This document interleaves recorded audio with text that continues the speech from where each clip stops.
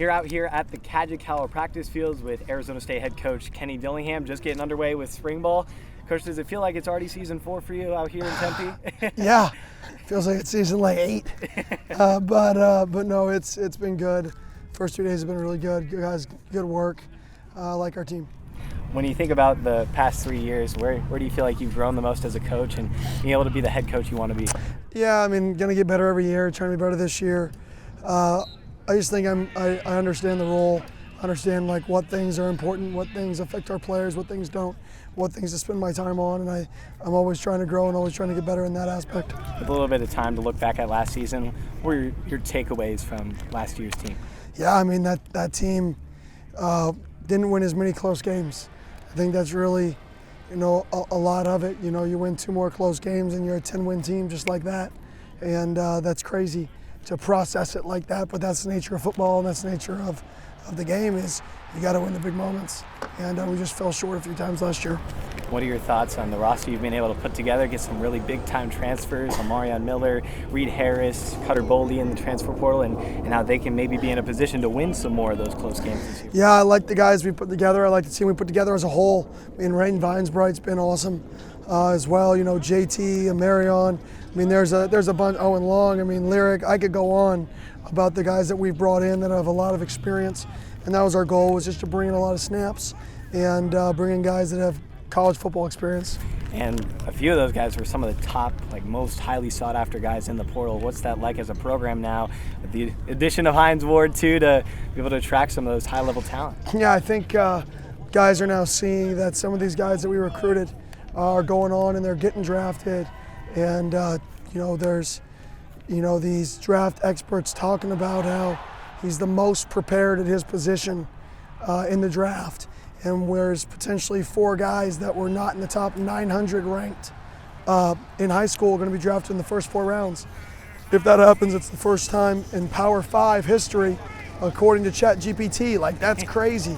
That just shows the development, and it shows the type of kids that we're trying to recruit, guys that are driven and guys that are passionate. One of the top guys that we'll probably be seeing going off the board early in April, Jordan Tyson, just saw him out here today. What can you say about his character, his skill, and what NFL teams are going to get in a guy like that? Yeah, I mean, he's just an unbelievable person. Obviously, his skill level, he's a freak talent, unbelievable body control, makes contested catches. His acceleration and out of breaks is special. But really what separates him is his intelligence and the person he is. And somebody's going to get a guy who's going to play for a long time and be really proud that he's associated with your organization. And it's not just him. Keith, Maxie Honachor, Keyshawn Elliott. How critical is the development program you guys got here and putting guys in position to be very successful in the NFL? Yeah, it's huge. I mean, nowadays in college football, there's teams that have, more to work with. There's teams that don't, and there's teams that are right around the middle. And, so for us, in order to get our edge, we're going to have to overdevelop. We're going to have to double down on development, not just the physical player, but the mindset of the guy. We've got to be able to recruit to the mindset of guys. I think these guys are just a testament to the type of guy that we've evaluated in recruiting, and then they put in the work to get to where they are. A lot of transfers coming in because a lot of guys are graduating too. How have you seen the culture carry over so far? Yeah, I think the guys that returned really pushed the culture and the standards on to the next group, and I think that's what you want. You want to be able to carry on tradition, and I think they've done that. What are you really looking forward to getting out of these practices, these spring practices you got? Yeah, I'm looking for the brotherhood, the connection, and the mindset of the team. We've talked a lot about how mindset wins, and the mindset of your team wins, and so we've really focused on that. And that's really what I want to see, is who brings it every single day, who can we trust. And some different pieces to your staff. What about the new pieces of your staff? Do you feel like moving some guys around and bringing some guys in, that's going to set you guys best up for success? Yeah, I think getting B. Ward and letting him float around a little bit. And I think moving T to wide receivers has been awesome for us, getting a quarterback's point of view in that room. And then obviously just all the moves we've made, even with D-Walk, Coach D-Walk going to help me in more of a head coaching, role, the OG role a little bit. So I think a lot of the things that we've done has been, what I thought was best for the program, and it's been good so far.